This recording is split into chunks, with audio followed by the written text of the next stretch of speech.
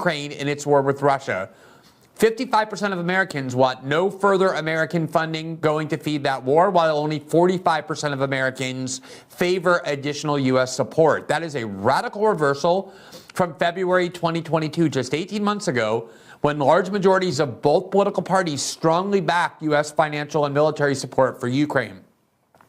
Public support for this war has been eroding for some time. That was why Republican House Speaker Kevin McCarthy pretended before the 2022 midterm election to vow opposition to a blank check for Kiev, only to then turn around as soon as the GOP won control of the House and McCarthy was safely elected Speaker and made clear that he didn't really mean it, that he fully supported Biden's policy in that war. Indeed, the spigot of funding has not even slowed down a little bit as control of the House passed from Nancy Pelosi to Kevin McCarthy. But Americans are clearly growing tired of this bottomless pit of war spending. As the details of the poll make clear, which we will show you, the only reason the numbers are even this close, 55-45, is because those who identify as liberal Democrats overwhelmingly still support indefinite funding on the war. Then, Democratic Senator Dianne Feinstein of California is 90 years old. She's in her 6th term in the Senate. She often does not know where she is. She relies almost entirely on her staff to tell her what to say and how to vote, yet nonetheless refuses to release her desperately tight grip on power. Beyond all that, the New York Times revealed on Wednesday that Feinstein's daughter now possesses power of attorney over the senator's personal affairs, meaning Dianne Feinstein is not even competent to run her own personal life as she continues to act as a senator.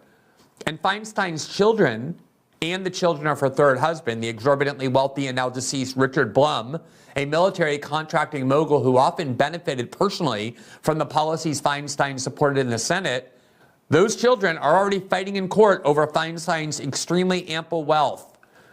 We will examine this refusal of our political elite to ever relinquish the power they wield, even long after it is obvious that they are no longer capable of even orienting themselves in space and time.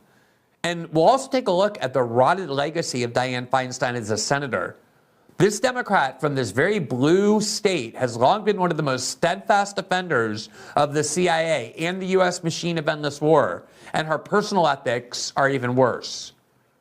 Finally, on Wednesday night here, we showed you the attempt by the Washington Post to convert Trump prosecutor Jack Smith into some sort of a matinee idol in what was billed as a comprehensive profile of Smith titled, "Who is Jack Smith? What you need to know about the special counsel who charged Trump." Instead, it read like a 9th grader's report or a Tiger Beat fluff piece about some pop star. Does anyone remember Tiger Beat? We learned from the Post that Smith has a reputation as a, quote, hard worker. He enjoys fitness and triathlons and believes that the key to happiness in life are, quote, enthusiasm and high energy. The only thing missing from that profile was his favorite color.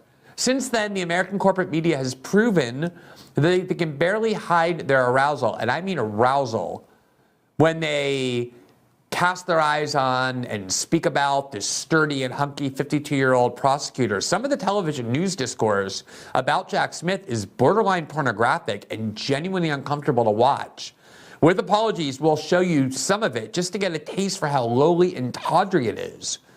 And we'll ask what it says about liberal political and media culture that they are constantly on the hunt for prosecutors and lawyers from Robert Mueller and Andrew Cuomo and Michael Avenatti, whom they can venerate and lust over in public. A couple of programming notes. First of all, we are encouraging our viewers, that's you, to download the Rumble app, which really is of high quality because on that app you can follow our show and other shows, and if you enable notifications, you will immediately get a notification to whatever venue you suggest that it should send it to the minute we begin broadcasting live here on Rumble, so you don't have to wait, you don't have to try and remember. When we're on, you'll get automatically notified. That really helps the show. It helps our audience remember the show, and you can encourage other people to download the app and do the same. Secondly, there are occasionally people in our live chat box who are impersonating me, who are using my name or various forms of my name, encouraging people to call them if they have certain information or to sell crypto to them. As a note, we definitely are preparing very imminently to start integrating a lot more, interacting a lot more with the live chat during our live Rumble shows. That's already something we do on our after show Tuesday and Thursday night in our locals community. But for the moment, and even once we do that, once we start interacting a lot more with the live chat, anyone using my name, you should know while I'm speaking live here on Rumble is not actually me. I'm not actually able to simultaneously interact with the chat. There are sometimes people falling for that. Please don't fall for that. I'm not selling crypto. I'm not asking you to call me during the program or at any other time. Also, as a reminder, System Update is available in podcast form. You can follow us on Spotify, Apple, and all other major podcasting platforms. Each episode posts there 12 hours after it first is broadcast live here on Rumble, and you can rate and review the show on those platforms, which helps spread the visibility of the program. For now, welcome to a new episode of System Update, starting right now.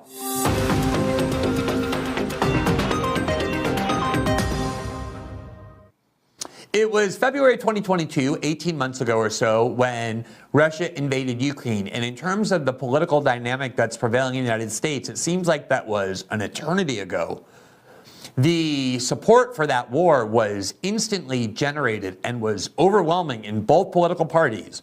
The establishment wings of both political parties, in fact, the entirety of the Democratic Party and the establishment wing of the Republican Party, united as they almost always do when there's a war, to urge that we must do everything to support Ukraine, handing it tons of money, giving it lots of our weapons to the point that we've depleted our own stockpiles. And the war propaganda was unlike anything I've ever seen before, and that includes the Iraq War. There was barely any dissent in the entire corporate media. They were all in favor of this war. There were a few outposts on Fox News, the leading one of whom, Tucker Carlson, ended up being fired and removed from the air, so he's not even there anymore.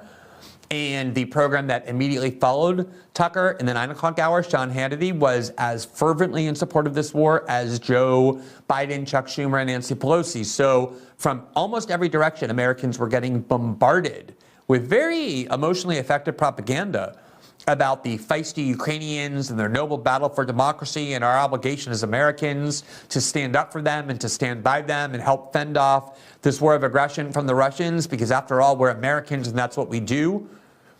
And then you simultaneously had the fact that Americans had been feeding, especially Democrats, have been feeding an intense anti-Russian sentiment for at least going back to the Obama administration, when Hillary Clinton and others wanted to confront the Russians in Syria, wanted to arm Ukraine with lethal arms, but especially in the 2016 election, when the Russians and Putin and the Kremlin were blamed over and over and over again for the worst event in the psychological lives of American liberals, which is the 2016 defeat of Hillary Clinton by Donald Trump. So you can imagine how much they hate Russia.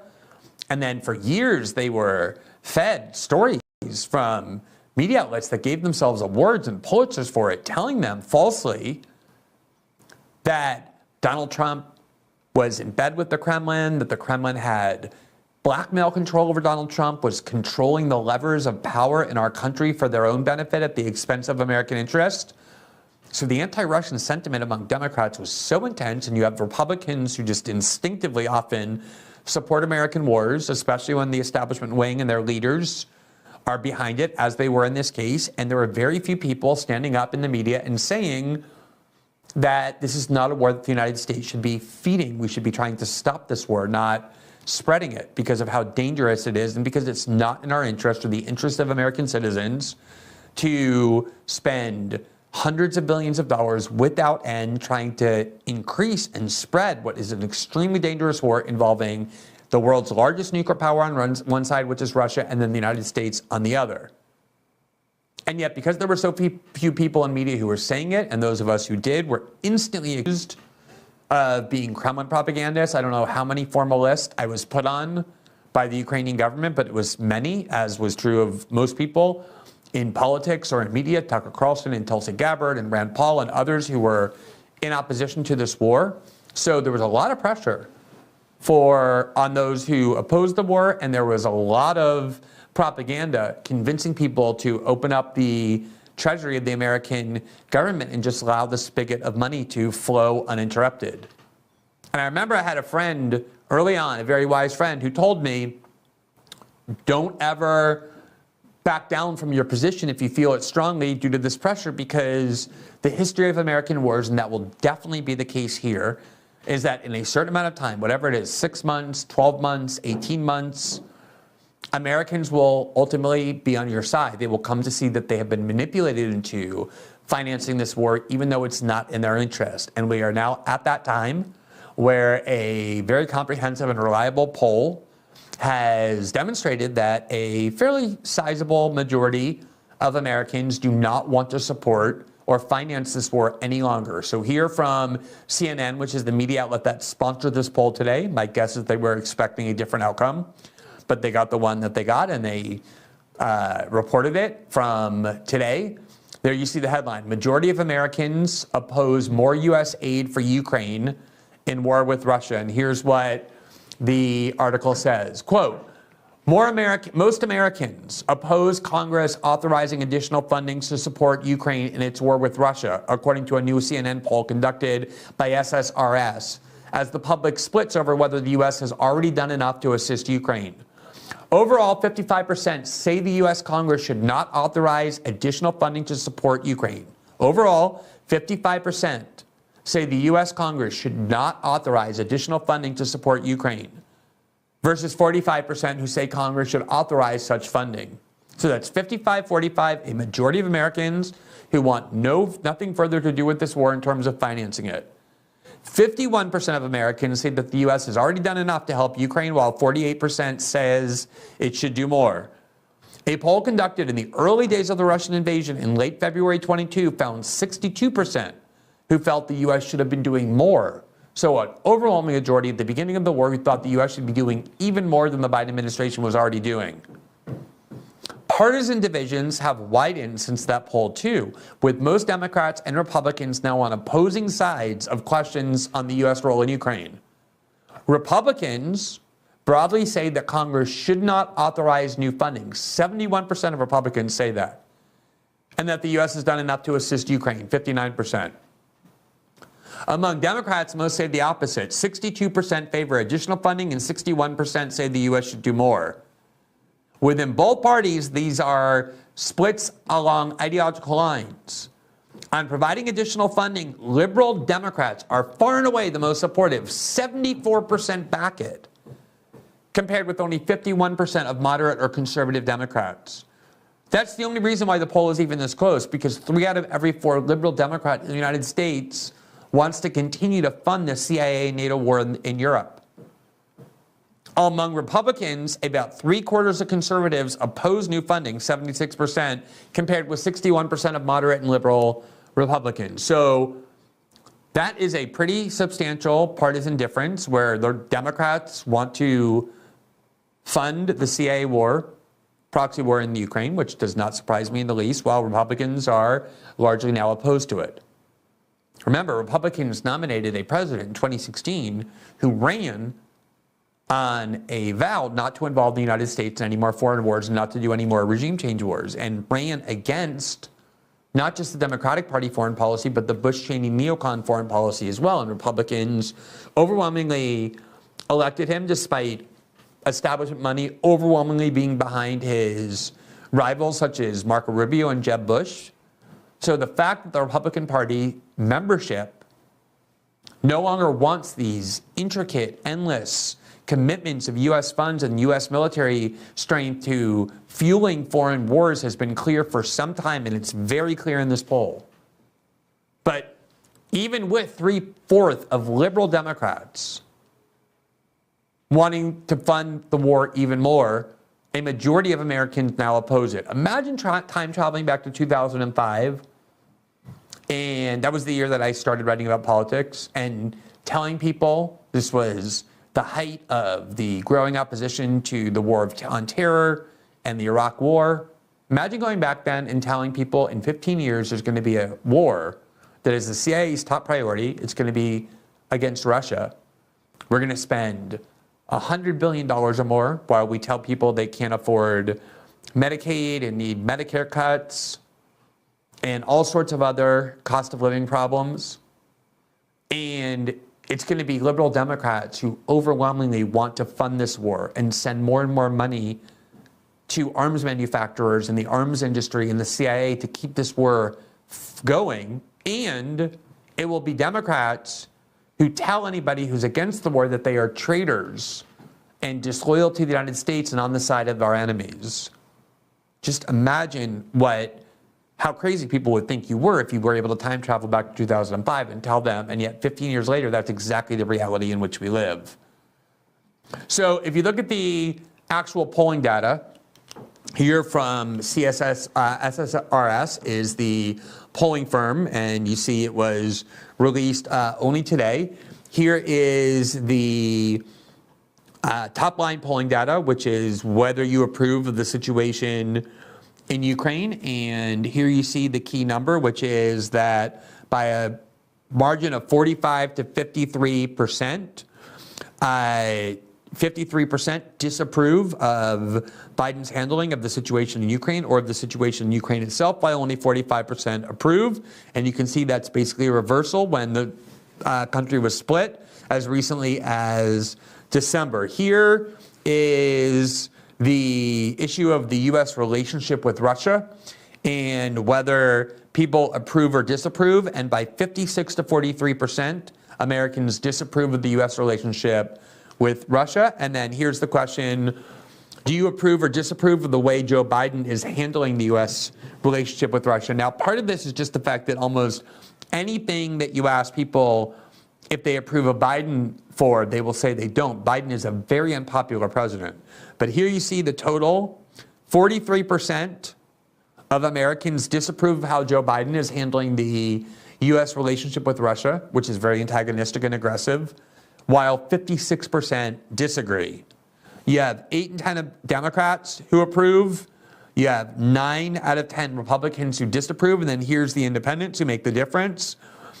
By a margin of 61 to 38%, they disapprove of how Joe Biden is handling the relationship with Russia. And then here is the key poll, one of the key polls, which is: do you think the United States should do more to stop Russian military action in Ukraine, or has it already done enough? And here's that number, which is 51 to 48%. Americans believe the United States has already done enough and should not do any more. And this is the partisan difference you see here, which is very stark: 61 to 40%. Democrats believe we should keep doing more to stop Russian military action, whereas Republicans by 59 to 40% and independents by 56 to 43% believe that the United States has already done enough. And you have that, the top line figure, which I cited in the CNN article, which is by 55 to 45%, Americans, a majority of them, simply want no more funding going to Ukraine. That is a major change in just 18 months. And at some point, this is going to start to turn into a major problem for Kiev and for the United States and for NATO.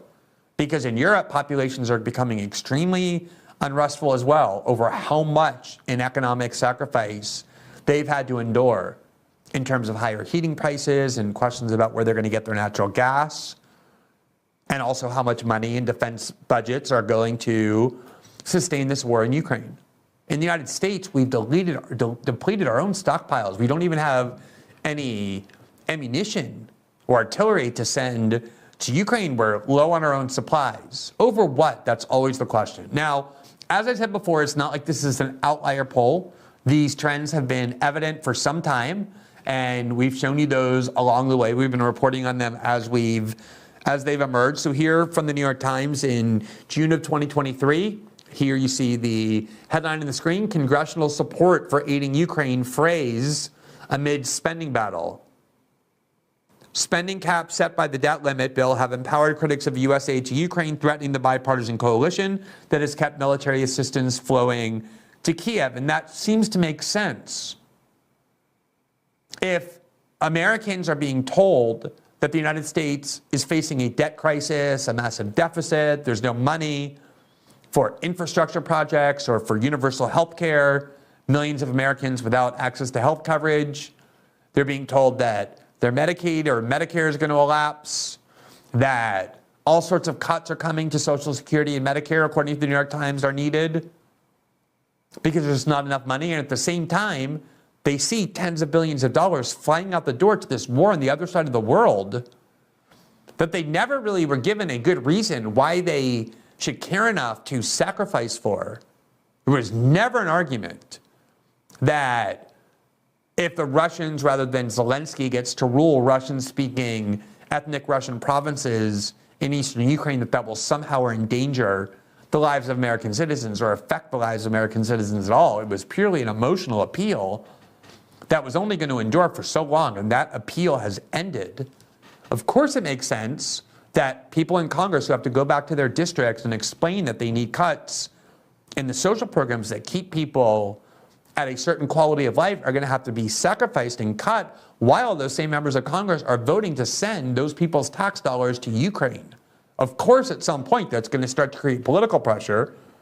And it was already doing that even before a majority of Americans now are saying they don't want any more money going there. So as a reminder, here's this report from the New York Times from just a little over 6 weeks ago. Quote, a strong and long-standing bipartisan consensus in Congress around providing huge sums to aid Ukraine's war effort is beginning to fray as a pivotal counteroffensive against Russia is underway, and as Republicans bent on slashing federal spending gain traction in their effort to limit or block future military assistance for Kiev. Right-wing House Republicans have long opposed U.S. support for Ukraine. But until recently, they lacked the numbers to threaten any aid package, which have sailed through Congress with the support of a critical mass of GOP hawks, including the party's top leaders and Democrats. Look at that phrasing there, because this is the coalition that has been dominating American foreign policy for at least 2 decades now, if not longer, with the support of a critical mass of GOP hawks, including the party's top leader and Democrats. We're constantly told that the two parties have nothing in common, that the glorious days of bipartisanship are over, that Tip O'Neill and Republicans like Ronald Reagan used to sit down over a beer and get things done, and that never happens anymore. And the reality is the exact opposite. On the most consequential questions, the ones we don't hear that much about precisely because of this, the establishment wings of both parties are in full agreement, and that's certainly been the case for Ukraine. This is the coalition that fueled the war in Iraq, that generated the war on terror, that led to the CIA dirty war in Syria, the regime change war in Libya, the 20-year occupation of Afghanistan, which ended about 6 months before they found this new war to spend all this money on and keep the arms industry afloat. And this coalition right here, GOP hawks, including the party's top leaders, and Democrats, all Democrats, from Joe Manchin to Ilhan Omar and everything in between, is the unity, the unified coalition that drives U.S. foreign policy and has for a long, long time, to the detriment of the American people. And I don't know why it is that people get called right-wing if they oppose sending hundreds of billions of dollars, which is likely what it's going to be if it continues, over to a foreign war that the United States is not actually involved in and where our national security is not threatened. That doesn't seem right-wing to me. I don't really think it seems left or right or anything to me. It seems the question of whose priorities do you put first? The American people or somebody else's? But that is the coalition right there. The article went on, quote, the bill that passed this month, suspending the debt ceiling, sets spending limits that strengthen their hand and increase the political pressure on Speaker McCarthy to keep a tight lid on federal expenditures. It also intensified the skepticism to new aid for Ukraine among some progressive Democrats who were angry that the fiscal agreement capped spending on domestic programs, such as education, housing, and food assistance, while it allowed military funding to continue to grow.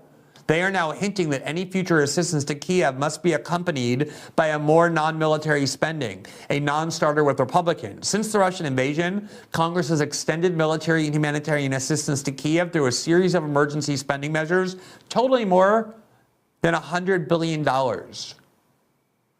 And the view of every single American leader that has a leadership position in Washington is that We're going to keep doing this forever, for as long as it takes.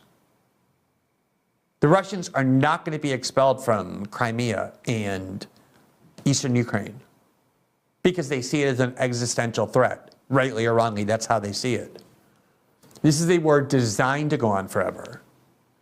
And unless these political sentiments that are now majoritarian in nature, wanting U.S. funding for this endless war to cease, turns into political pressure, this is going to go on for a long, long time.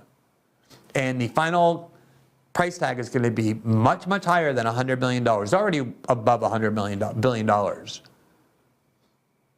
So what is the end game for any of this? And who is benefiting in the United States from this? A very tiny number of people.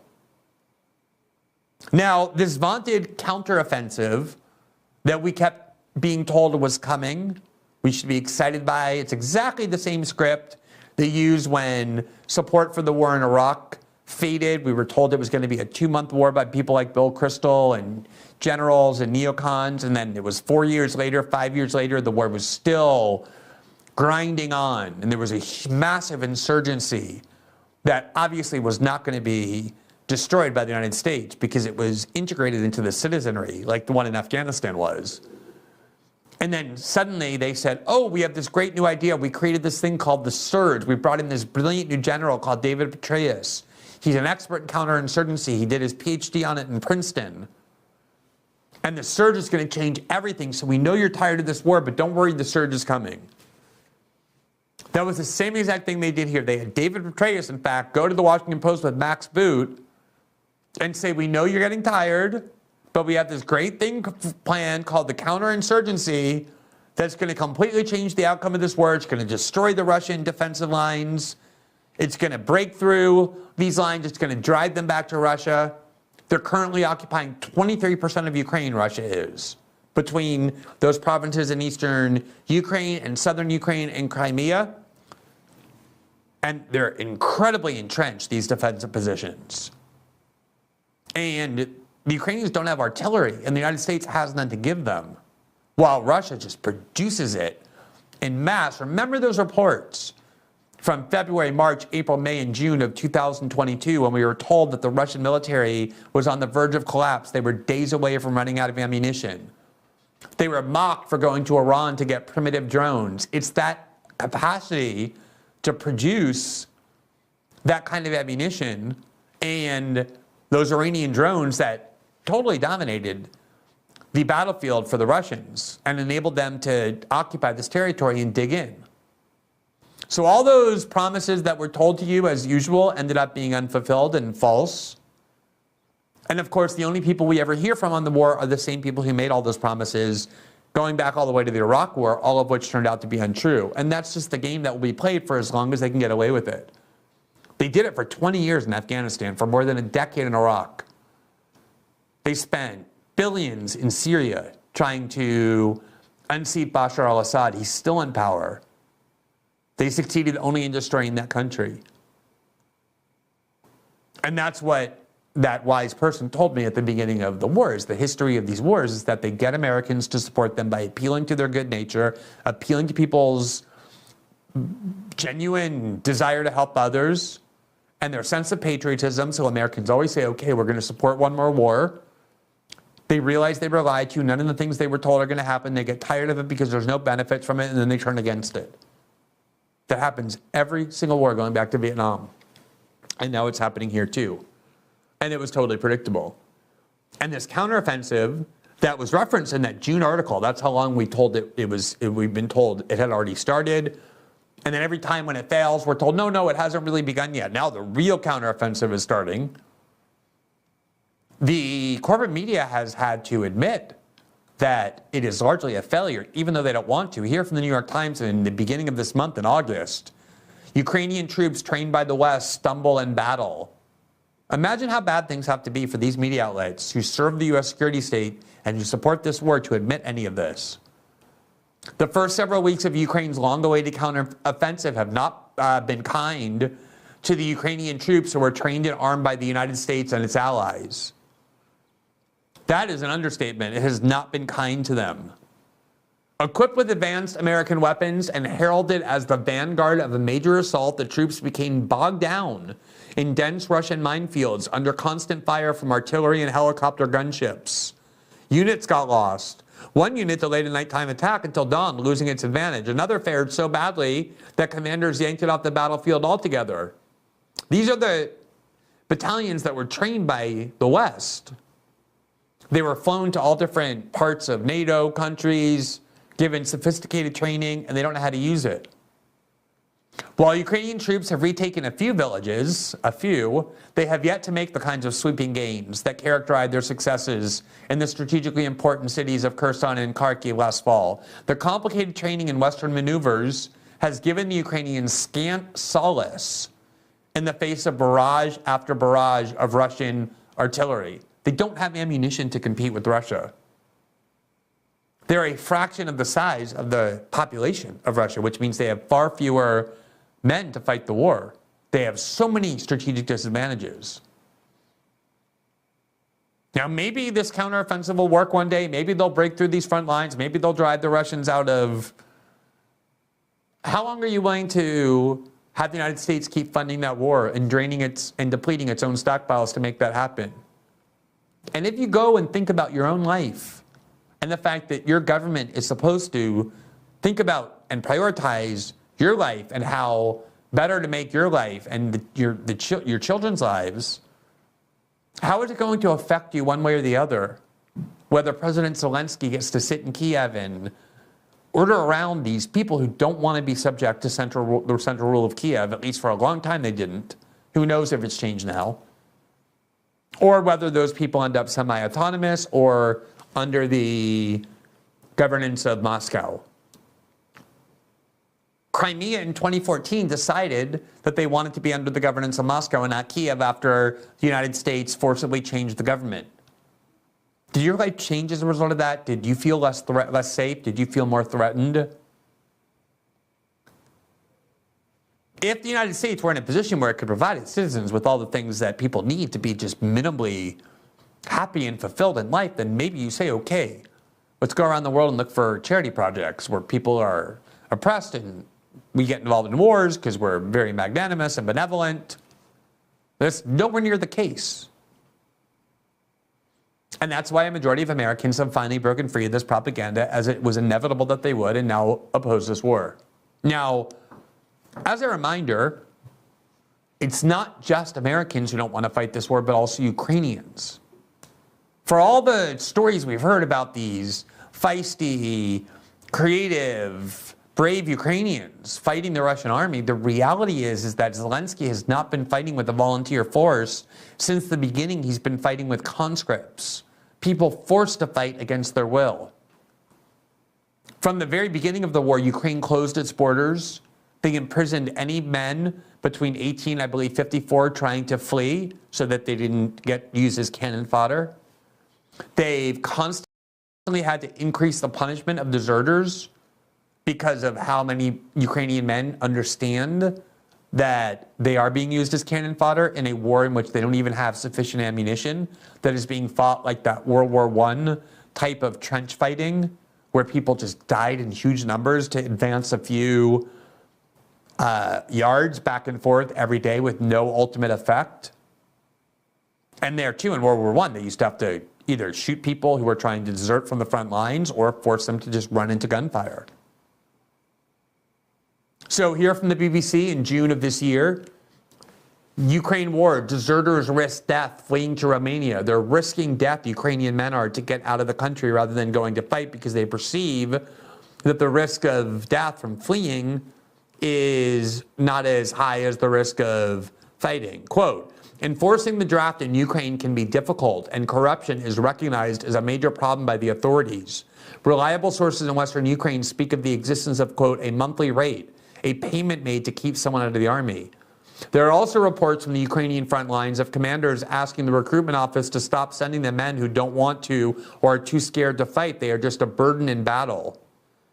But many men see fleeing to another country illegally as their only chance of avoiding combat. The Ukrainian army stops cars and buses every dozen kilometers on the road besides the Tisa River, looking for draft dodgers. Their database, chaotic at the start of the war, is improving.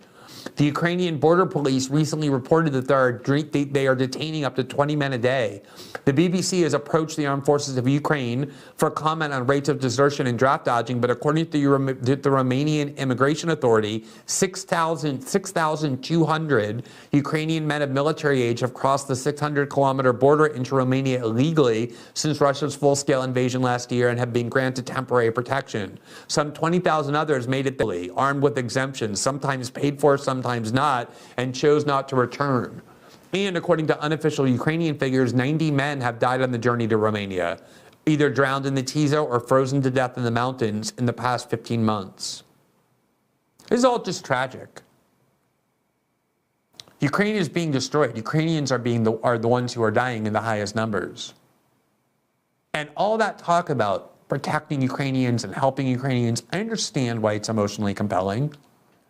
If you don't have a full context for what the real motives of the United States are when they get involved in wars, you might be led to think that it's a noble and benevolent war, that we're helping people who actually want to be free of Russian control. It is the case that people in Ukraine want to be free of control by Moscow. They do fear being reintegrated back under Russian control the way they spent so many years during the Cold War in captivity to Moscow. That is genuine. Although there are a lot of people in eastern Ukraine who feel the same way about Kiev, especially now that there's martial law, that Zelensky has canceled all elections or claimed that under the Constitution, because there's martial law, he doesn't need ever to seek re-election. He's there indefinitely until the war is over. Political parties are banned. Dissenting media outlets are shut down. People are increasingly being punished and limited in the way they can speak Russian, even though they've spoken Russian for hundreds of years through generations.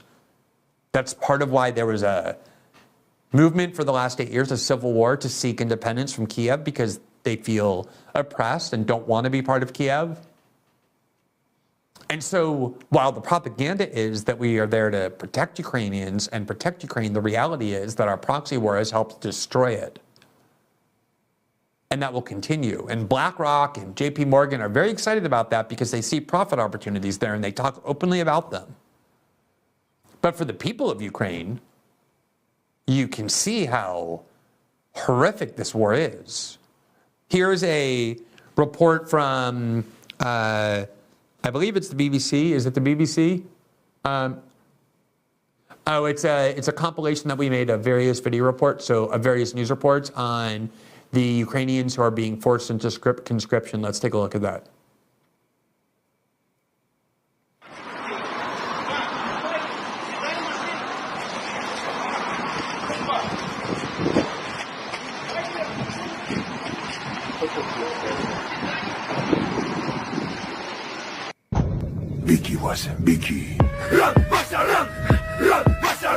All right, so I'm going to stop it there. These are social media reports of people who are being detained for draft dodging. You saw the BBC report. There's a lot of other reports about increasing punishments under President Zelensky for it. So a lot of these Ukrainians don't even want to fight in this war.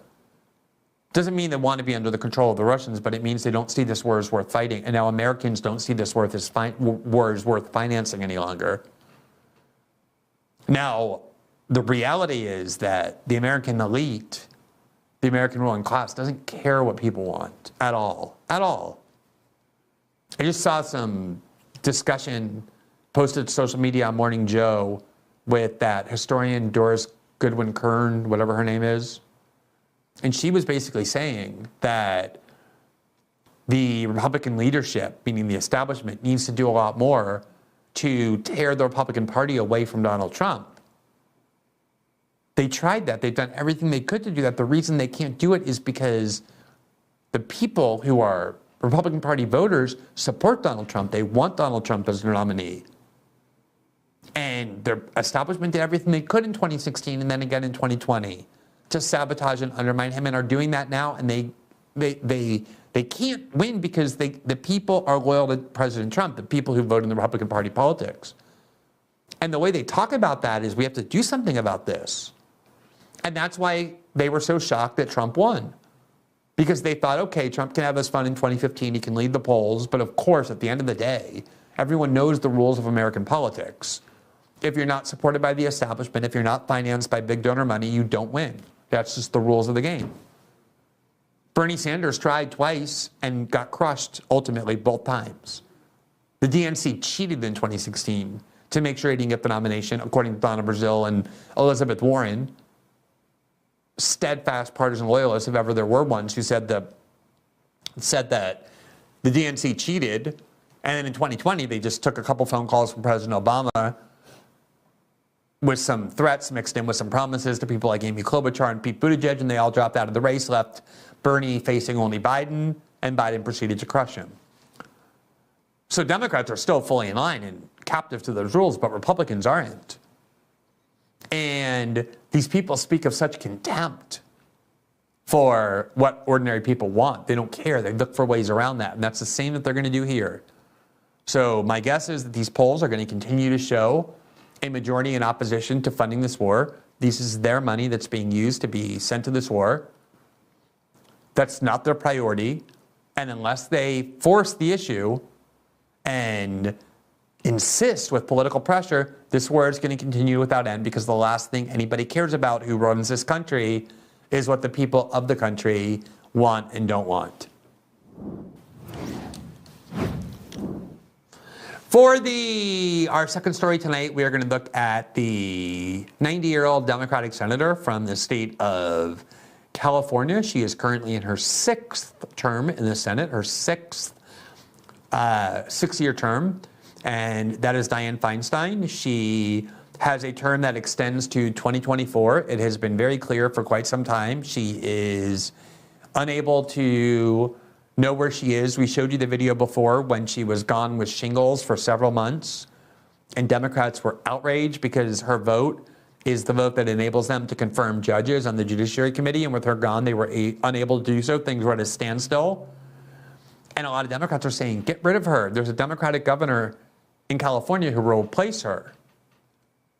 But between her not wanting to leave her aristocratic post, which she believes is a lifelong title to which she's entitled for as long as she wants it, which apparently is until the day she dies, and the fact that the Democratic establishment is petrified that Gavin Newsom, who has promised to appoint a black woman to that seat, will probably appoint Barbara Lee, the longtime House member who's running in a primary for that Senate seat in 2024 against Adam Schiff.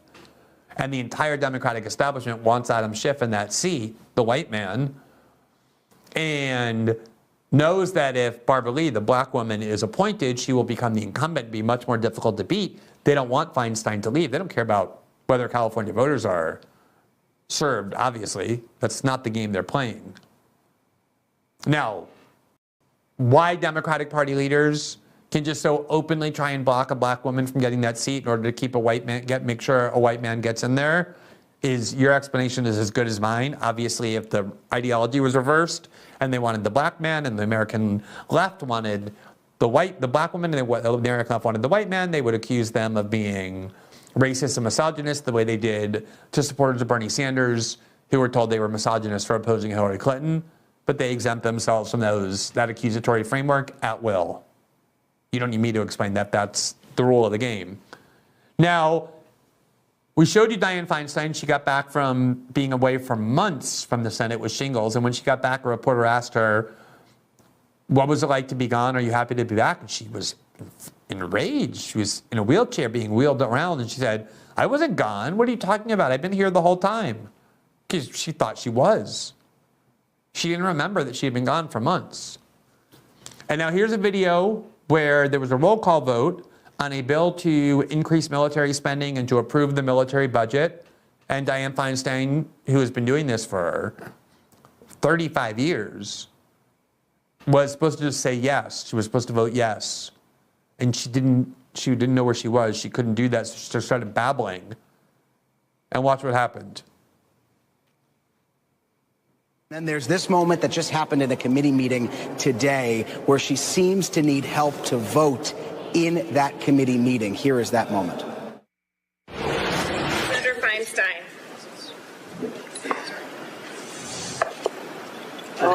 Say aye. Now, let me just say the context here is they were calling the names of every senator, and every senator on the committee was just saying aye or nay, like they always do when they vote. So they got to Dianne Feinstein, and this is what happened. You say aye. Pardon me? Aye. Yeah. So there's her staffer saying, just say aye. And she said, pardon me? And the staffer said, just say aye. Just say yes. You're voting yes. Just say yes. And Dianne Feinstein heard that and said, yeah. And then this is what she proceeded to do. You say aye. Pardon me? Aye. Yeah. Just say I would like to support a yes vote on this. It provides $823 billion. That's an increase of $26 billion for the Department of Defense. And it funds priorities submitted. yeah. Just say aye. Okay, just Great. aye. So that's a part in that committee meeting where they vote on various measures of legislation. You saw what looks like a male staff member go over to the senator because instead of voting, the senator begins what appear to be prepared remarks. And then Patty Murray, a fellow Democrat and the chair of that committee, tells Senator Feinstein to just say aye. And that's what the senator does. So another concerning moment for a lawmaker here caught on camera. Another concerning moment. Just a concerning moment, meaning she has no idea where she is, what she's saying, what she's doing. And I think it's so telling, in a way, just sweet justice, that she was eager to start talking about the importance and the nobility of giving another $26 billion to the Pentagon. Here, you already have $830 billion a year. Here's another $850 billion. She's like, I'm proud to give another $26 billion to our Defense Department.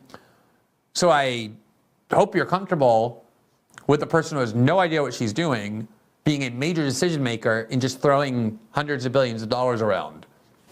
That's pretty much what Dianne Feinstein has been doing her entire life, which is serving the CIA, being its most steadfast supporter on the Senate Intelligence Committee, urging greater and greater military spending and war spending. Of course, she voted for the Iraq War. She's been a supporter of almost every war in her history in the Senate, while her husband was profiteering as a military contractor, making lots of money on many of her votes.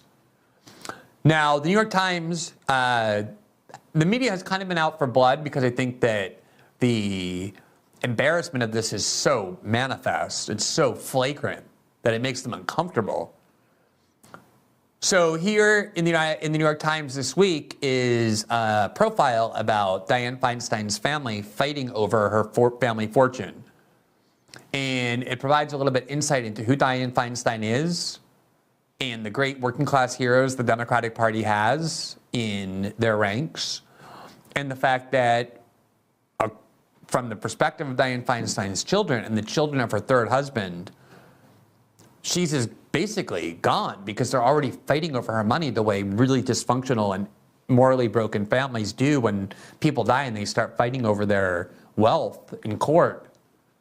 And that's exactly what's happening to Dianne Feinstein, even though she's not technically dead. Now, I don't take joy in talking about any of this, but the reality is that if she's going to continue to remain in the Senate and perform these functions, it is worth commenting. In fact, it's urgent to comment on what this says about our ruling class, the fact that this is what they do.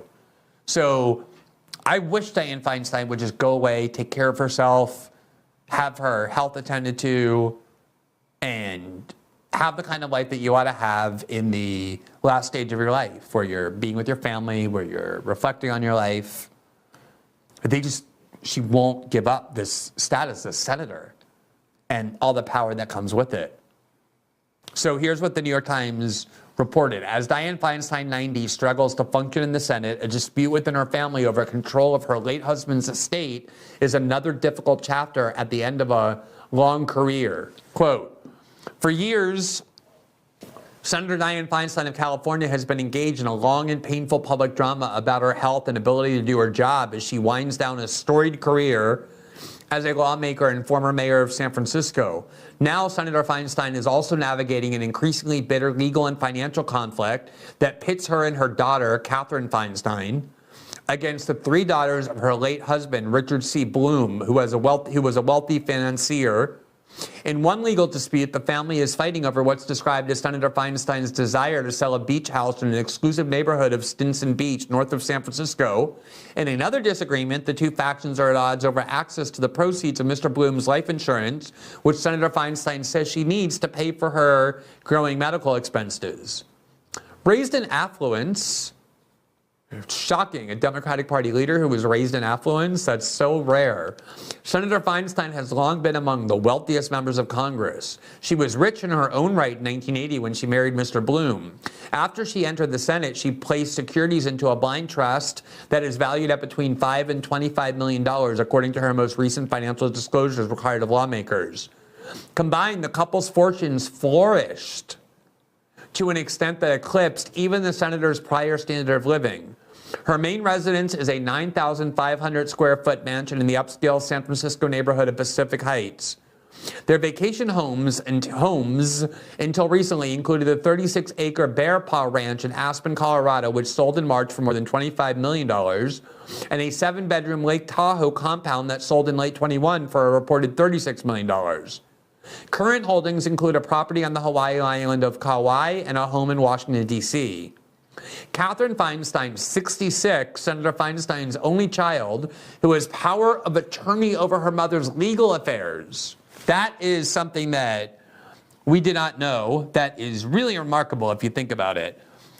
Dianne Feinstein's daughter, who's 66, that's the gerontocracy we live in. These people's children are almost 70. Dianne Feinstein's daughter, Catherine Feinstein, her only child, has power of attorney over her mother's legal affairs. Why?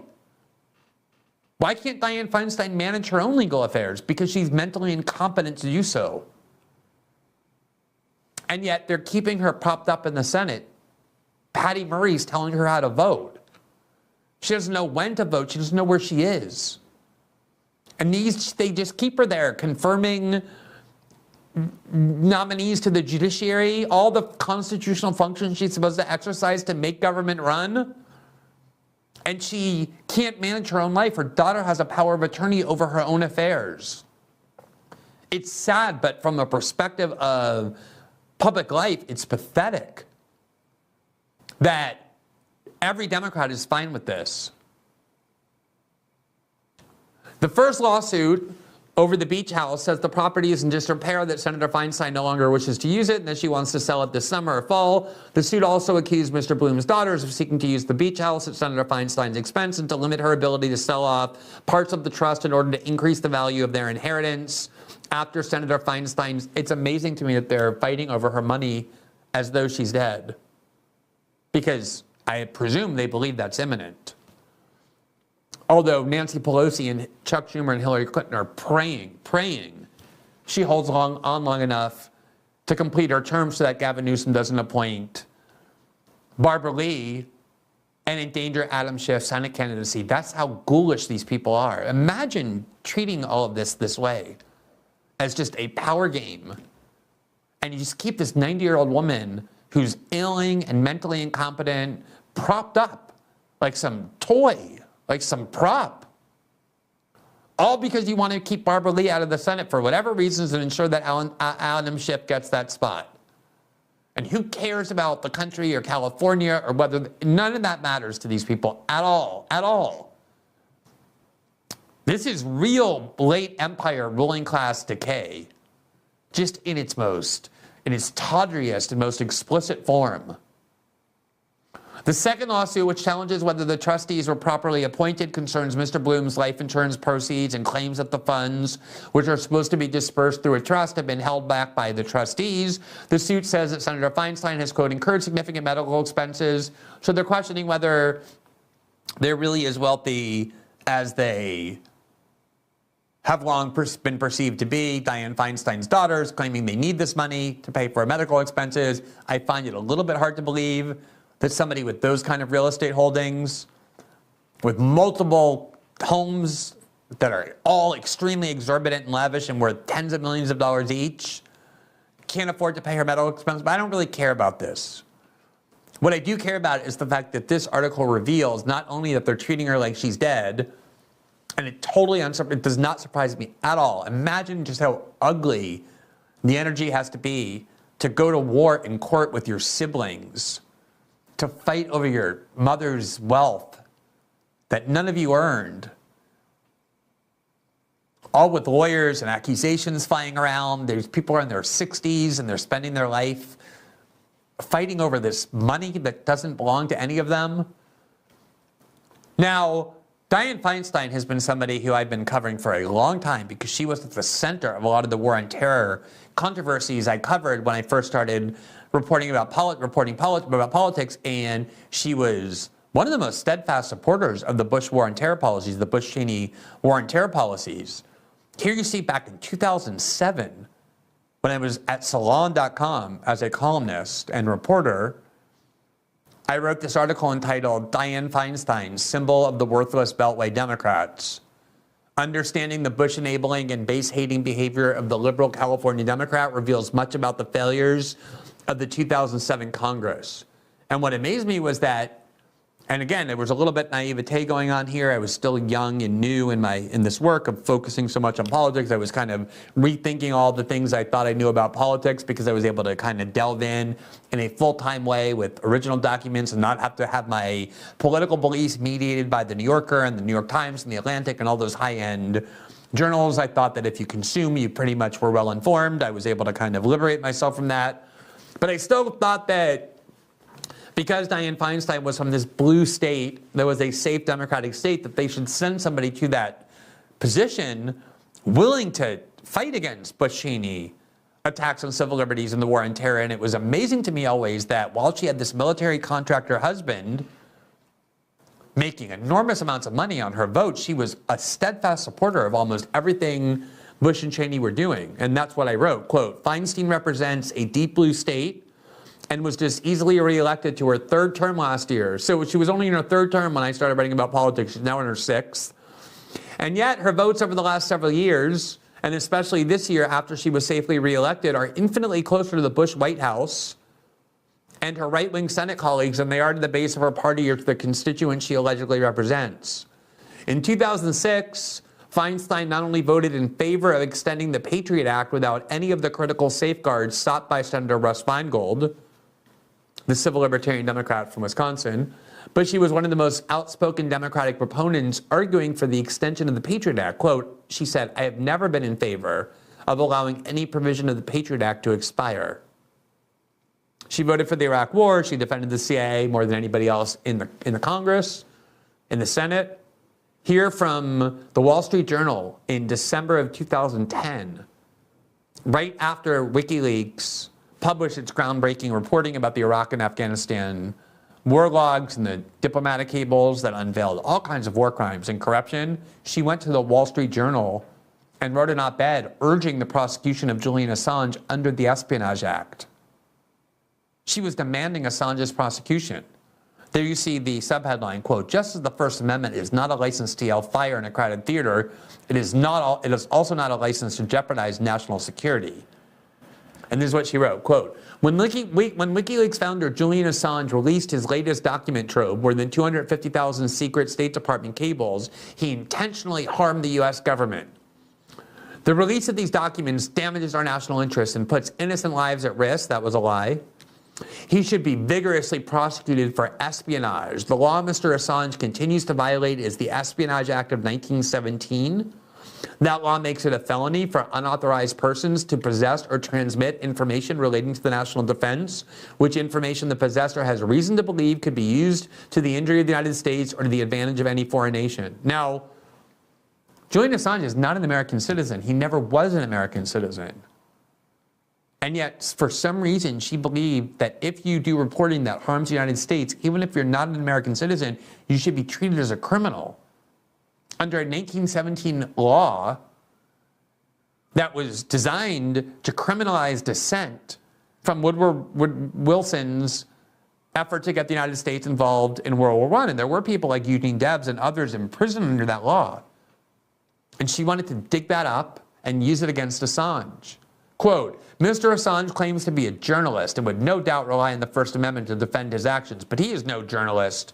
He is an agitator, intent on damaging our government whose policies he happens to disagree with, regardless of who gets hurt. As for the First Amendment, The Supreme Court has held that the protections of free speech and freedom of the press are not a green light to abandon the protection of our vital national interests. Why does Julian Assange have loyalty or a duty to protect America's vital national interests? He's not an American citizen. Then she hauls out this idiotic cliche. Just as the First Amendment is not a license to yell fire in a crowded theater, it is also not a license to jeopardize national security. The latest WikiLeaks releases demonstrates Mr. Assange's willingness to disseminate plans, comments, discussions, and other communications that compromise our country.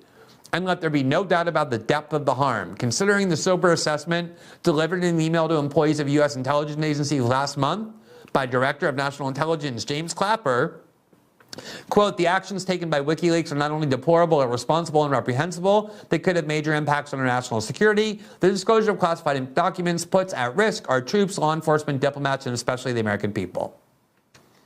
All of that turned out to be a lie. There had been a lot of subsequent reporting that at no point was any individual harmed by WikiLeaks' publications. There was no foreign undercover agent exposed. There were no foreign agents revealed. They were very careful about how they did these releases. Remember, they partnered with The Guardian and the New York Times and El País and other news outlets around the world to publish those documents. And yet she was too much of a coward to call for the prosecution of the editors of those newspapers, even though they did exactly the same things Julian Assange did. That's what Dianne Feinstein has been her whole life. She's been an agent of the U.S. security state. She was speaking there for the CIA that hated Assange and wanted him dead. And she was ahead of her time. She was back in 2010 calling for his prosecution under the Espionage Act. She, needless to say, was also one of the most aggressive critics of Edward Snowden. Here from Ars Technica, November of 2013.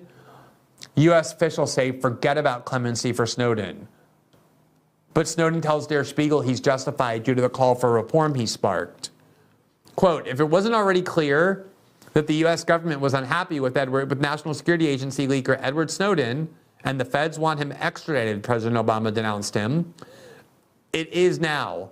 Today, the chairwoman of the Senate Intelligence Committee, Dianne Feinstein, and her House counterpart, Mike Rogers, Republican in Michigan, there's that fantastic, inspiring bipartisanship that we're told doesn't exist, both emphasized there would be no mercy coming from Washington. Quote, he was trusted. He stripped our system. He has an opportunity, if what he was a whistleblower, to pick up the phone and call the House Intelligence Committee, the Senate Intelligence Committee, and say, I have some information, Feinstein told CBS's Face the Nation, quote, but that didn't happen. He's done this enormous disservice to our country, and I think the answer is no clemency. Imagine Edward Snowden discovers that James Clapper is lying to the Senate on purpose by denying that the NSA is spying on Americans by the millions. And he discovers this mass system of suspicionless surveillance aimed at the American people that Dianne Feinstein knows about. And Mike Rogers, the Republican from Michigan, knows about. And he's supposed to pick up the phone and say, oh, hello, Senator Feinstein. Hi, I'm Edward Snowden. I'm calling because I discovered some disturbing things that I wanted you to know about. What do you think would happen to him? The first call she would make would be to the FBI. And he would be arrested. And none of that information would get out, and he would be in prison. And that's why he left the country and asked for journalists to work with instead. Because he knew that was the only way this information was going to get out to the public. So here you see Dianne Feinstein. Her whole career has been in servitude to the CIA, the FBI, the NSA. And all along, she has been profiting from her public service. That New York Times article talked about how her wealth coincidentally flourished. And she became even richer while in the Senate. Oh my God, it's so amazing how often that happens. Like Nancy Pelosi making incredibly successful stock trades while she's the Speaker of the House, in contact with every major American corporation in whose stock she's buying and selling. Here from the San Francisco Gate in April of 2003, Army contract for Feinstein's husband. Bloom is a director of a firm that will get up to $600 million. URS Corp, a San Francisco planning and engineering firm partially owned by California Senator Dianne Feinstein's husband, landed an Army contract Monday worth up to $600 million. Congratulations to Dianne Feinstein's husband. Government contracting has come under increasing scrutiny by Congress and citizen groups, with critics denying the political connections of firms winning lucrative jobs. With critics decrying the political connections of firms winning lucrative jobs. Richard Bloom, Feinstein's husband, serves on the company's board of directors and can percent of the firm's stock, according to Hoover Inc.'s research firm. A Feinstein spokesman Monday declined to comment on the contract. Bloom and several URS representatives could not be reached for comment. A Pentagon spokesman said he was unfamiliar with the contract. So when you hear about Dianne Feinstein's massive mansion in San Francisco, her $25 million in vacation house in Lake Tahoe, her other home in Utah, her home in Hawaii, her gigantic mansion in Washington, D.C., all these trusts worth many millions of dollars, a major reason is because her servitude to the U.S. security state and the endless war machine in the Pentagon has been extremely profitable to her and her husband. That's where a lot of that wealth comes from. In 2007, The Hill reported, quote, Dianne Feinstein violated rules in awarding military contracts. Quote, according to Senate ethics rules, members of the U.S. Senate and their families cannot benefit personally and financially from legislative decisions they make. Senator Feinstein apparently either doesn't agree with this principle or she has chosen to ignore it. As a member of the Senate Appropriations Committee's subcommittee on military construction, Feinstein reviewed military construction government contracts. Some of the projects reviewed by Feinstein's subcommittee were ultimately awarded to URS and Peroni, companies then owned by Feinstein's husband, Richard Bloom. Overall, Peroni holds $2.5 billion worth of military contracts, most of which were non-competitive bids. That's why I don't really feel that bad about talking negatively about her at the end of her life. She has been toxic and destructive and malevolent in how she has wielded political power that she refuses to give up, even though she doesn't know her own name. CBS News 2020, Dianne Feinstein faces scrutiny over her husband's biotech stock transactions amid COVID-19 market freefall. Quote, in the wake of the stock market collapse spurred by the economic impact of the COVID-19 crisis, U.S. Senator Dianne Feinstein has had to answer questions about stock trades involving her husband just prior to the market tanking. Feinstein has served on the Senate Intelligence Committee since 2001. Stock trades her husband made earlier this year came under scrutiny last month. Quote, it turns out her husband, Richard Bloom, did sell biostock tech right when word about the coronavirus was starting to peak, said Mark Sandolau, who teaches media and politics at the University of California in Washington. And quote, Dianne Feinstein, as a senator, certainly had some information the rest of the country didn't. So the question is, did Dianne Feinstein tip her husband into making the stock transaction? Through her spokesperson, the senator disclosed that she, quote, answered some basic questions by law enforcement about her husband's stock transactions and, quote, provided additional documents to show she has no involvement in them. The stocks in question involved the California biotech company that pioneered cancer therapies. Feinstein's husband sold millions of dollars of its stock twice right before the market crashed. Congratulations to Dianne Feinstein's husband again for having some incredibly intuitive sense about when the market was going to crash due to COVID, while his wife was getting highly classified intelligence briefings from health agencies and national security agencies on exactly that question. And I hope none of you are cynical enough to think that perhaps she shared some of that information with him because it affects their personal finances. It was a gigantic coincidence that he sold at exactly the right time. Just like it's a huge coincidence that Nancy Pelosi and her husband make incredibly astute stock trades. Now, it is worth revealing one story that I think many of you might have forgotten. There was one time when Dianne Feinstein opposed the CIA. It was when the committee on which she sat and which she led, or on which she was the ranking member, it was investigating the torture program of the CIA, the CIA's use of harsh interrogation techniques. And they discovered, this committee did, that the CIA under John Brennan, the Obama administration, was spying on them as they were investigating the CIA. And John Brennan vehemently denied it. He was Obama's CIA director until the proof emerged that he did. And then he was forced to admit it. From The Guardian in July of 2014, CIA admits to spying on Senate staffers. Quote, the director of the CIA, John Brennan, issued an extraordinary apology to leaders of the U.S. Senate Intelligence Committee on Thursday, conceding that agency employees spied on committee staff and reversing months of furious and public denials. Oh, wow, John Brennan lied like James Clapper.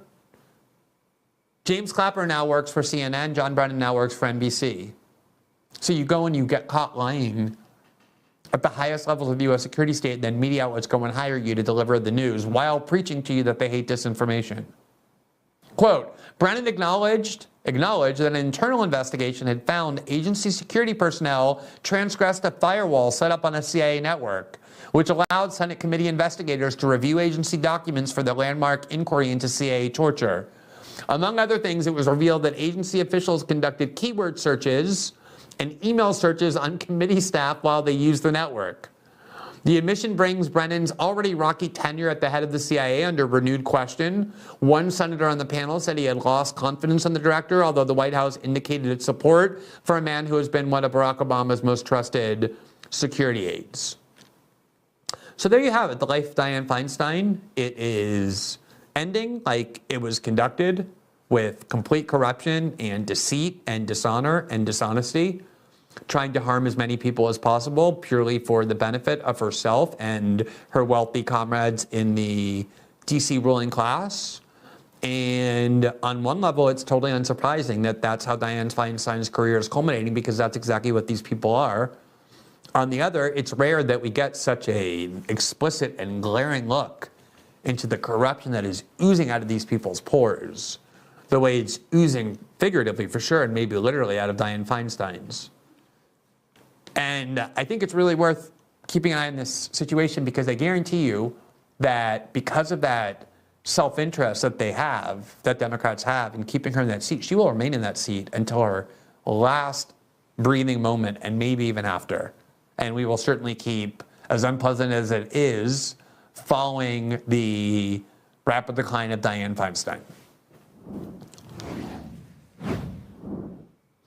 On Wednesday, we talked about the incredible propaganda that has quickly emerged around Trump Special Prosecutor Jack Smith, the person who is overseeing the criminal prosecution of former President Trump in connection with the classified documents case in Mar-a-Lago, and now just brought this latest indictment pertaining to President after the 2020 election and on January 6th. And we talked about a Washington Post profile that purported to be an article about everything you need to know about Jack Smith. Here's Jack Smith, here's what you need to know. And it began by saying he has earned a reputation as a hard worker. I mean, it really read like a ninth grader's book report. Like if you wanted to get up and, as maybe an eighth grader, give a book report on like Abraham Lincoln or just some like historic figure that you're supposed to say good things about, and you'd get up and you read and you would say like, he was known as a hard worker, and he believed that the important things in life are being enthusiastic and showing up on time and being energetic. That's really what the Washington Post article was like. It was amazing to read. Obviously, it omitted a huge series of highly questionable behavior in Jack Smith's career as a prosecutor, including highly excessive and abusive prosecutions he brought, including one that was rejected by the Supreme Court as overly zealous and overreach, in favor of talking about how much he loves Ironman fitness and triathlons and the like, lots of space devoted to that. But I'm returning to this because it's gotten way worse. These people have no dignity in the media. The way they're talking about Jack Smith is almost explicitly sexualized. And it's uncomfortable to watch. I almost wish, it's like the Dianne Feinstein segment, I almost wish I didn't have to think about it or show it to you. But we have our duties as journalists, and that's to inform you, and I'm afraid you're going to have to see what I saw, which is this CBS News panel led by Norah O'Donnell, the CBS News anchor. On the day that President Trump appeared in court, they were so happy that he had to go to court and meet Jack Smith. And here is what ensued. Just listen to this. We've just been told that Donald Trump has entered the courtroom. Also in the courtroom is the special counsel, Jack Smith. And I want to spend a moment on Jack Smith because he is essentially who Donald Trump is up against in multiple of these indictments. The two, of course, the classified documents and the January 6th one. And they are sitting across from each other inside this courtroom. Jack Smith is someone who has run over and competed in over 100 triathlons. I mean, why would you say that? You're on air live on a network news show. We're talking about a criminal case brought by this prosecutor whose allegations are supposed to be subject to critical scrutiny. He's trying to put someone in prison. Donald Trump is presumed innocent until proven guilty. And within 15 seconds after starting to talk about him, you start talking about his athletic hobbies. Let's listen to more. He was reportedly at one point hit when he was on his bike by a truck. And all right, let me go back to this. I want to. Just been told this that part Donald is and competed in over 100 triathlons. He was reportedly at one point hit when he was on his bike by a truck, and 10 weeks later he ran another triathlon. Okay, he's Superman. He gets hit by a truck. The truck runs him over. Most people would spend 2 years in a hospital. He got run over by a truck, but not Jack Smith. He got up, put on his cape, and he went back and did another triathlon 10 weeks later. This is a tough, tough guy. Impressive, really impressive, strong, very, very strong. And I want to see the truck that ran him over and understand what his injuries were that then let him go do another triathlon 10 weeks later. But she's very impressed by this, Norah O'Donnell of CBS News is. This is a man of a lot of grit and a lot of determination. He's a man of this is a man of a lot of grit and a lot of determination. How does she know that? What does she know about him? Nothing. She knows nothing about him. They should be talking about his history as a prosecutor, including the cases that he was found to have abused his prosecutorial power in. But she's breathlessly talking about his personal hobbies and his athletic prowess and his grit. His grit. What is, listen to how the tone of her voice. Of grit and a lot of determination. And even what we have seen in these indictments is just a sliver of what they know and his prosecutorial team knows, right? They always do that. They do that with Robert Mueller all the time. There are a lot of secret things they know. They're way too disciplined to tell us, but they have a whole big pile of powerful secrets that they're keeping that is going to scare Donald Trump. Now, remember, they did this for Robert Mueller, talked about Robert Mueller this way for 2 years, only for Robert Mueller to close shop, not prosecute anybody on the core charge that the Trump campaign colluded with Russia, issue a report saying that after 18 months of looking, they could find no evidence to establish that core allegation. And then he appeared before Congress just slightly more alert than Dianne Feinstein. And so they turned around and had to smear him as being senile. That's what Adam Schiff basically wrote in his book, because he refused to lie and say that Donald Trump had colluded with the Russians. And now they have their new Robert Mueller, their new Michael Avenatti, their new Andrew Cuomo, this man of great grit and determination, gets hit by a truck and he does another triathlon. He doesn't even have to go to the hospital. He dusts himself off. The truck goes away. He's like, no, thank you, sir. I need nothing. I'm good. He just went home, maybe took a nap a little bit, ate something, started working out again, real sweaty, real hard, real strong, and did another triathlon 10 weeks later. This is the news. This is CBS News. His aggressive approach to his personal health and exercise correlates to how he approaches his prosecution and his strategy. We've talked a lot about. That's Robert Costa, who began his career as a conservative at National Review, made his way to the Washington Post, is at CBS News, and they just, amazing. These people just transform into the herd animals that they're hired to be. His personal, what was that? His personal aggression and how he works out correlates to how he, what does that even mean? Correlates to how he approaches his prosecution and his strategy. We've talked a lot about how the former president is under pressure, but Jack Smith is also under pressure today. All right, so that was the CBS News report helping you to understand who Jack Smith is. There was a reporter who was in the courtroom, Hugo Lowell, I believe he's a reporter with The Guardian. He was in the courtroom, and this is what he wanted you to know about the proceedings. Quote, Trump is sitting in special counsel Jack Smith's direct line of sight in the courtroom, and Smith almost certainly just looked at Trump. This is a real man we're talking about. He looked right at Trump. He's not sure, but he's pretty sure, and he reported that unflinchingly. He stepped forward and he said, I'm adversarial to power. I don't care who I anger. Jack Smith looked at Donald Trump in that courtroom. You know what he used to look at Donald Trump with? Bill Kristol's The Bulwark tells us he used his steely-eyed gaze. Jack Smith, his gaze is steely-eyed. And that's the thing that he used to look at Donald Trump with, a steely-eyed gaze. Now, you probably remember some of the similar things that were done. Here, for example, Billboard magazine, I'm so glad I thought we had this video. I'm so glad we don't, because I could not endure watching it. But the women of Saturday Night Live sung a song for Christmas entitled All I Want for Christmas Is You, and it was a song to Robert Mueller.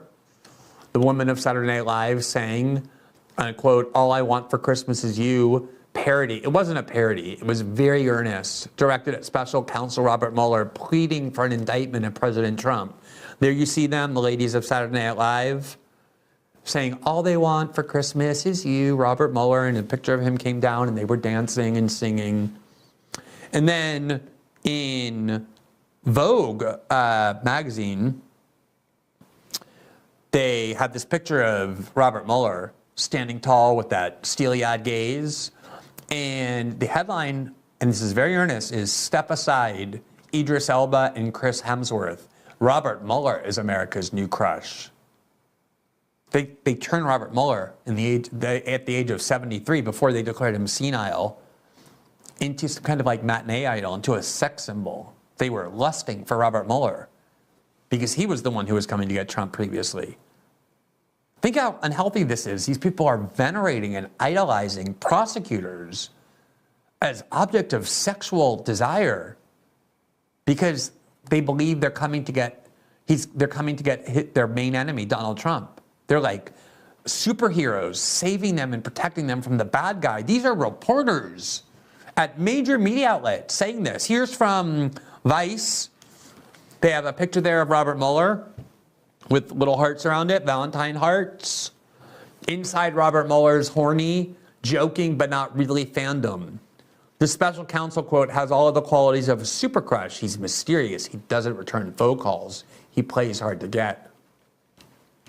Here's what this article said, quote, ever since the special counsel investigation into Russian interference during the 2016 presidential election was launched, the silvered-haired former FBI director at its head has been idealized, lusted after, and nearly deified by a resistance badly in need of heroes. In other words, many people really seem to be increasingly in love with Robert Mueller. Case in point, the countless never-ending streams of articles about the subject, including this one.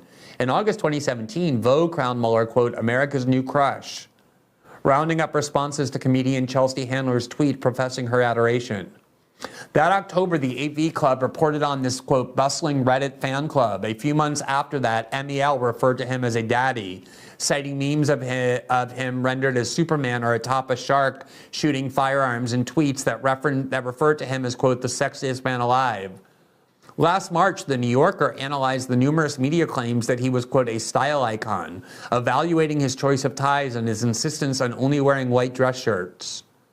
And then this January, just a few weeks before Chad Okonachi Johnson would watch the FBI arrest Roger Stone, Vanity Fair published a love letter to, quote, Robert Swan Mueller by Rachel Dodis.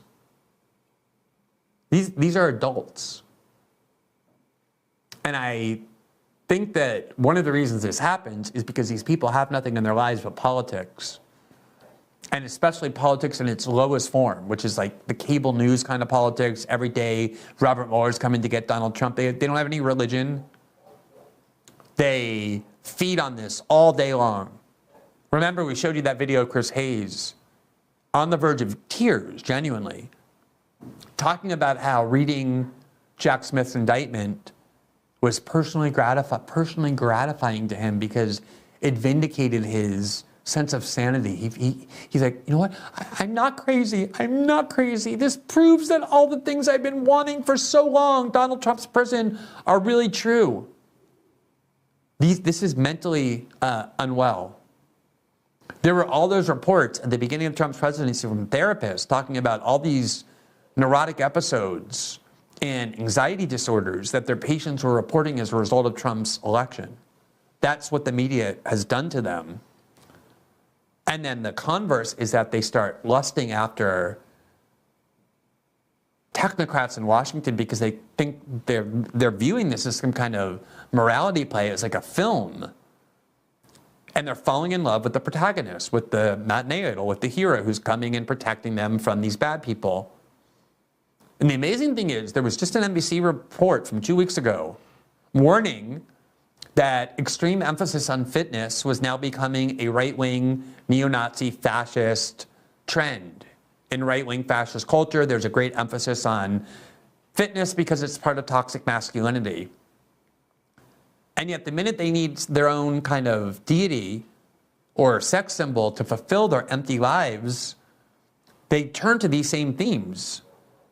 He's muscular, he works out, he's an FBI agent, he's sturdy, he's strong. All these themes of toxic masculinity, they just embrace, they gush over them openly. Here was the Christian Science Monitor in 2019. The title was Unlikely Pop Icon, Robert Mueller. He inspires creative tributes. Quote, Special Counsel Robert Mueller has assumed a sort of folk hero status for some Americans across the political spectrum.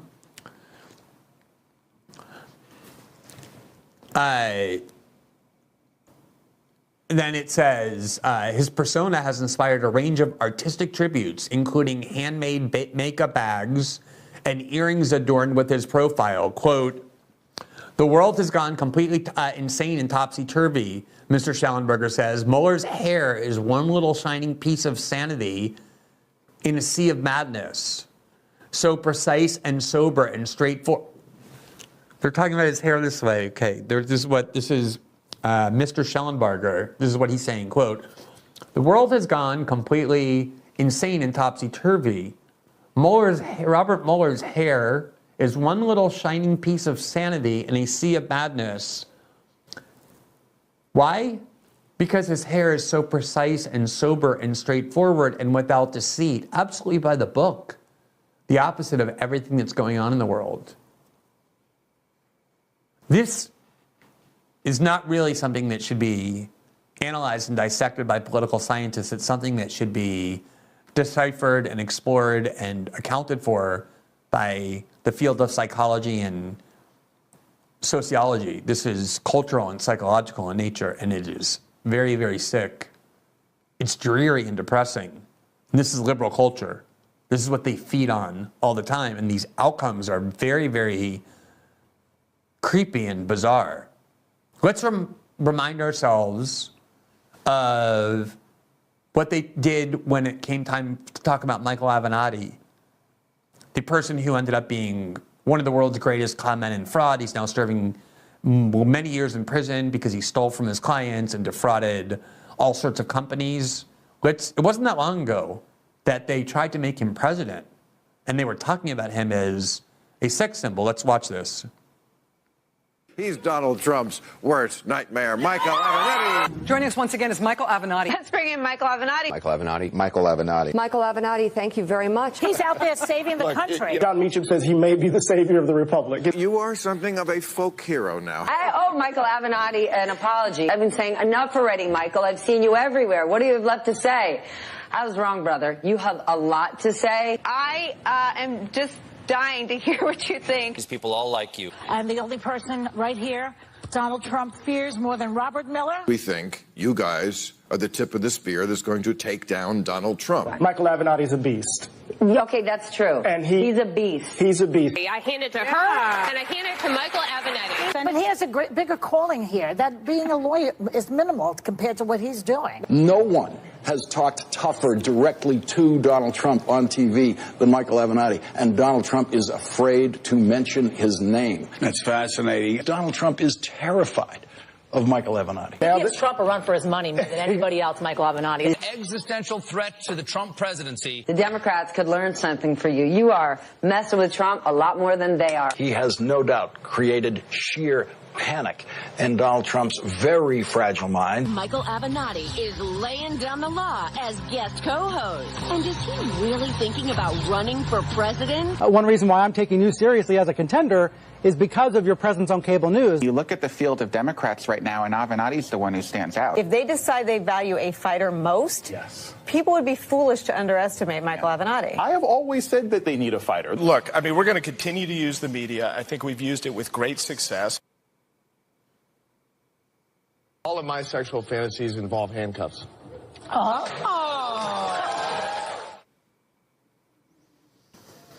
don't even know what to say about that, especially after having consumed all this other stuff that they're now doing to Jack Smith, that they did to Robert Mueller. They did the same thing to Dr. Fauci as well. You can actually go and find articles talking about Dr. Fauci as a sex symbol. Anybody who ends up in the public mind being opposed to Donald Trump in some way they regard as effective, they end up revering on a sexual level, on a visceral level, on a religious level. All of those at once. Democratic Party politics has been doing this for a while. They really do worship their leaders as celebrities, as like cultural icons. Going back to 2010, here's a New York Times article, All That Time Serving the Public, very sexy. It was about how Andrew Cuomo was named one of People magazine's sexiest men alive when he was governor of New York. Quote, he is hailed as a paragon of timeless male beauty. His face is likened to the chiseled visages of Antonio Banderas, David Beckham, and Ricky Martin. He is called, without irony, quote, a sizzling stalwart. One of the sexiest men alive, according to People magazine, it is Andrew M. Cuomo. No, New York's governor-elect does not bare his chest or appear clad in a T-shirt atop a motorcycle. The truth be told, he does own a Harley. In fact, you can barely see the top of Mr. Cuomo's tie in the photograph in the magazine's current edition, an unabashed celebration of virility.